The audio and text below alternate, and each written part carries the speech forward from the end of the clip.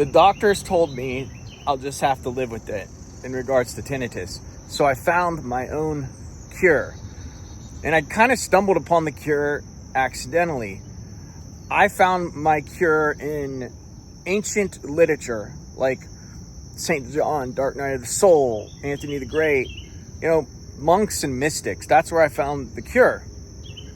And the cure for me was very simple, but extremely hard to practice because it took daily practice is what it took. But what it came down to was this: human beings, if you're being honest, and we're all being honest, we hate losing control. If you want to test if this is true, go drive in traffic. How do you respond if someone cuts you off? How do you respond if, say, you've worked for 6 months on a project and it was supposed to turn out a certain way and then it just doesn't go your way? How do you respond to that? How do you feel? What emotions does that make you identify with?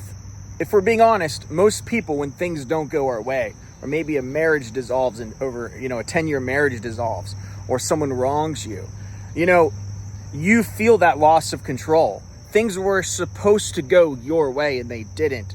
And how does that make you feel? Well, if we're being honest, it turns most people bitter and cynical and judgmental, and it basically it destroys their soul, and it turns them into, that dude that's like, get the hell off my lawn, just like mean and angry all the time. And that's what pain does to us when we allow it to fester and turn into suffering, and we allow ourselves to identify with that suffering. We turn a tinnitus video on that's a hopeful video that says, yeah, hopelessness is an illusion, tinnitus suffering is optional, and you can wake up and be completely happy, return to your childlike wonder, and go live your life and achieve all your dreams. And that offends people. That right there, good news and hope, offends people because they've allowed themselves to identify with their suffering. They've allowed their suffering to turn them into bitter, old, miserable, fill in the word. But here's the thing. That suffering, okay, you don't have to allow it to become your identity. You don't. Pain is real. I'm not going to deny it. Pain happens. It is real. I've encountered immense pain.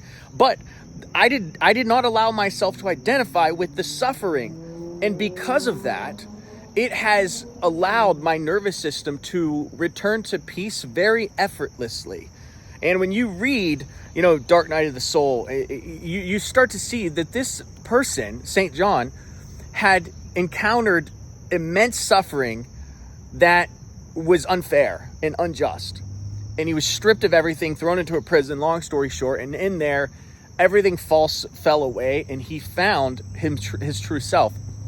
And so the cure for tinnitus was in allowing myself to let go of the fantasy that life had to give me everything that I wanted. And when I let go of that, I realized I don't have to control the sound. I don't have to have everything go my way, and I can still be at peace. I can still be happy. I can still achieve my dreams. I can still go on to live an incredible life. In fact, a better life, a deeper life, a life that really has become far more deeper than anything I could have accomplished had everything went my way. It's in suffering, and it's in carrying the suffering and not allowing it to become your identity that burns away the false self, that burns away the illusion. And so for me, tinnitus, the journey through the bothersome tinnitus and going through that hell and walking through it, coming out the other side has allowed me to sit in front of a lake and just be there and not have to have a dopamine hit, not have to try and control the situation, not have to try and make this moment any more amazing than it needs to be. I mean, there's the lake and I'm here and everything's great. And so that for me has become the cure, was in realizing I did not have to stop the sound. I did not have to try and control it. I can allow it to be there, and I can become a person who can dance in the storm and be happy no matter what circumstance life throws at me. And wouldn't you know it, once I stopped caring about the sound, I stopped hearing the sound. Because I don't care if I hear it, and I don't care if I don't hear it. If I hear it, I hear it. If I don't hear it, I don't hear it.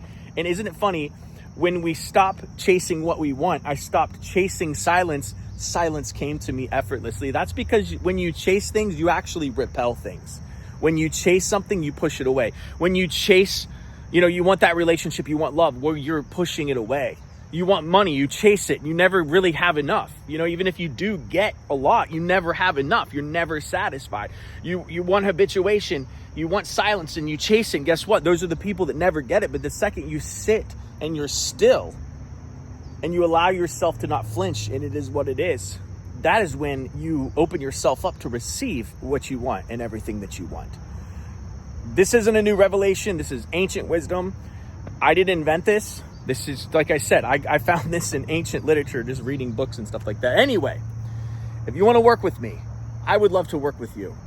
I coach people and I help them be able to rediscover their inner peace, their childlike wonder, their silence, the beauty again in life. Go on to live your dreams. This can be just a very temporary experience that can define who you're really supposed to be if you let it.